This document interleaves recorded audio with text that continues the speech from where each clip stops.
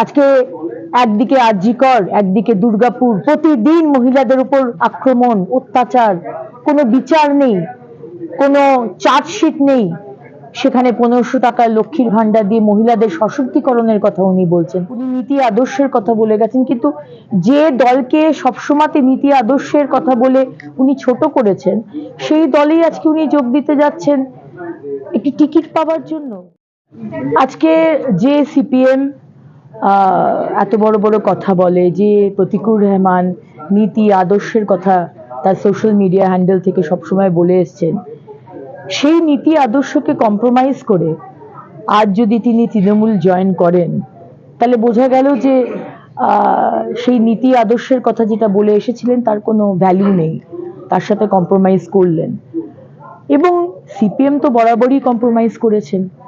আজকে যে তৃণমূলের নিন্দা করেন তারা সামনে, আবার সেই তৃণমূলকে সাহায্য করেন বি টিম হিসেবে হিন্দু ভোট কেটে। সুতরাং তাদের নীতি আদর্শ বলতে কোনো কিছু যে নেই, সেটা বাংলার মানুষ 34 বছর পর বুঝেছে। তাই আজকে বিধানসভায় দাঁড়িয়ে একটিও বিধায়ক নেই এই দল থেকে, এই কারণের জন্য।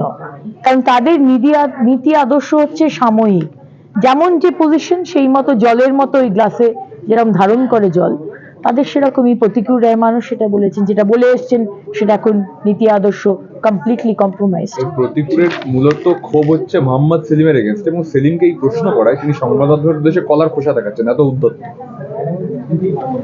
দেখুন, এটা তাদের পার্টির ব্যাপার, কিন্তু আমরা তো সবাই আইডিওলজি নিয়ে আমরা একটি রাজনীতি করি। এবং প্রতিকুর রহমান যে দল থেকে এসেছেন এবং যেভাবে উনি নীতি আদর্শের কথা এতদিন বলে গেছেন, তিনি নিশ্চয়ই, তারও অনেক সমর্থক আছে, কিন্তু সেই সমর্থকদের উনি চিট করলেন। উনি যে কথাগুলো বলে এসছেন, ওনার সংবাদ মাধ্যমেও সোশ্যাল মিডিয়া হ্যান্ডেলে আমি দেখেছি, উনি নীতি আদর্শের কথা বলে গেছেন, কিন্তু যে দলকে সবসময় নীতি আদর্শের কথা বলে উনি ছোট করেছেন, সেই দলেই আজকে উনি যোগ দিতে যাচ্ছেন একটি টিকিট পাওয়ার জন্য, বা কিসের জন্য?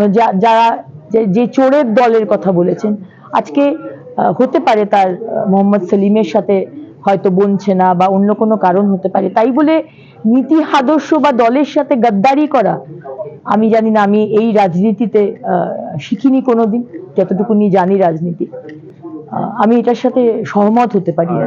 সেলিম এই প্রসঙ্গে সংবাদ মাধ্যমের উদ্দেশ্যে কলার খোসা দেখাচ্ছেন, এত উদ্ধত। দেখুন, আজকে বাম বা লেফট তারা যে ঔদ্ধত্য দেখিয়েছে বাংলার মানুষকে, আজকে বুদ্ধদেব বাবুও তো বলেছেন আমরা 235, ওরা 30, কথা শুনবো কেন?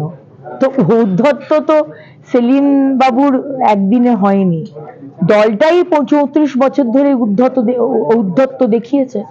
কিন্তু শেষ কথাটাও উদ্ধত, বা কত আপনার স্ট্রেন, বা আপনার কত পলিটিক্যাল স্ট্রেন, আপনার কত গুন্ডা, আপনার কত কি বলবো টাকা, এগুলো তো কথা বলে না। শেষ কথা তো জনতা জনার্দন বলে, সেটাই বলেছে পশ্চিমবঙ্গের মানুষ। এবং সেই কারণে আজকে মোহাম্মদ সেলিম এবং তার লেফট আজকে শূন্য থেকে মহাশূন্যের দিকে। আমি দেখতে পাচ্ছি আমাদের সরকার, আমাদের মুখ্যমন্ত্রী মমতা ব্যানার্জি এবং টিএমসি সরকার 15 বছর ধরে কোনো ইউনিভার্সিটি, ব্রিজ, রাস্তা, মানে ইনফ্রাস্ট্রাকচারাল ডেভেলপমেন্ট কিচ্ছু হলো না। আমাদের স্কুল কলেজে শিক্ষক শিক্ষিকার রিক্রুটমেন্ট নেই, সমস্ত কিছু কন্ট্রাকচুয়ালে চলছে, সমস্ত জায়গায় দুর্নীতি। 15টা বছর উনি শুধু ভোট কিনে গেলেন, এবং এই 1.5 মাস আগে, ভোটের আগেও উনি আমাদের ট্যাক্সের টাকায় আবার 1500 টাকার যুব সমাজ, যাকে শেষ করে দিয়েছেন উনি, ডবল ডবল চাকরির প্রতিশ্রুতি দিয়ে আজকে যুব সমাজ চলে গেছে অন্য রাজ্যে। আজকে পশ্চিমবঙ্গ বৃদ্ধাশ্রম, আজকে একদিকে আরজিকর, একদিকে দুর্গাপুর, প্রতিদিন মহিলাদের উপর আক্রমণ, অত্যাচার, কোনো বিচার নেই, কোনো চার্জশিট নেই। সেখানে 1500 টাকার লক্ষ্মীর ভান্ডার দিয়ে মহিলাদের সশক্তিকরণের কথা উনি বলছেন। তাই এটা যেটা সিজেআই বলেছেন, এটা কমপ্লিটলি আমি সহমত। আগে মানুষের জন্য ডেভেলপমেন্ট, ইনফ্রাস্ট্রাকচারাল ক্যাপিটাল ডেভেলপমেন্ট দেখে তারপরে আজকে এই টাকাগুলো নয়ছয় করা, আমার মনে হয় এগুলো ইটস হাই টাইম যেটা কোনো একটা ভার্ডিক্ট আসুক যে এইভাবে করা যাবে না। বিষ্ণুপদ শর্মা আমাদের অত্যন্ত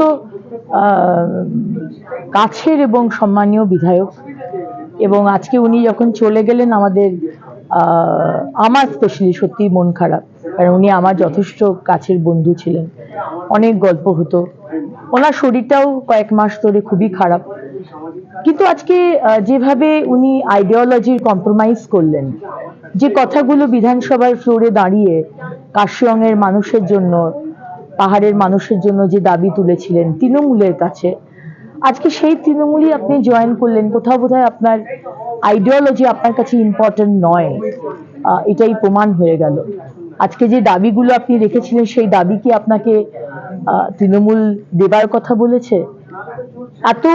এত ড্রপ অফ এ হ্যাট কেউ যদি দল ছেড়ে চলে যায়, সে বিষ্ণুপদ শর্মাই হোক আর প্রতিকূল রেহমানই হোক, আমাদের মতো কর্মীদের কাছে, কার্যকর্তার কাছে এটা অত্যন্ত লজ্জার, কষ্টের। আমরা কোনোদিন আমাদের আইডিওলজির সাথে কম্প্রোমাইজ করতে পারবো না। তিনিও একজন কার্যকর্তা, মহিলা মোর্চাতে তিনি বহুদিন কাজ করেছেন এবং তার সেই অধিকার আছে সিভি দেওয়ার। আজকে আমাদের যদি একজন কার্যকর্তা হিসেবে আমাদের যদি সেই ইচ্ছে থাকে জনপ্রতিনিধি হওয়ার, তারও সেই ইচ্ছে থাকতেই পারে, সেটা গণতান্ত্রিক অধিকার তার। আজকে দিলীপ বাবুর স্ত্রী বলে তিনি দাঁড়াবেন না, বা দাঁড়ানোটা বা সিভি দেওয়াটা যে অন্যায়, সেটা তো আমরা বলতে পারি না।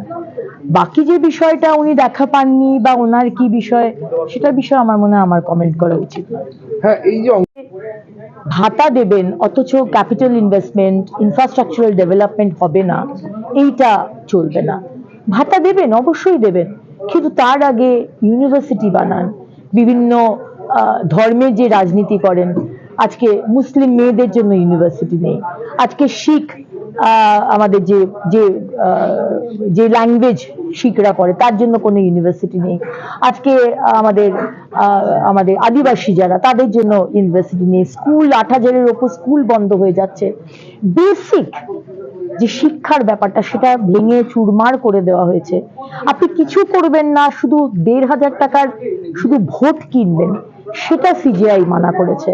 আমাদের রাজ্যে তো ইনফ্রাস্ট্রাকচার ডেভেলপমেন্টও হচ্ছে, ইন্ডাস্ট্রিও আসছে, চাকরিও দেওয়া হচ্ছে, আর তার সাথে সাথে ২,৫০০-৩,০০০ টাকা লাডলি দেনা আর এই ধরনের অনুদানও দেওয়া হচ্ছে। তাই দুটোকে কিন্তু করতে হবে। মমতা ব্যানার্জির মতো শুধু ভোট কিনে যাব সেই রাজনীতি কিন্তু চলবে না। আমি সহমত সিজিআই এর সাথে।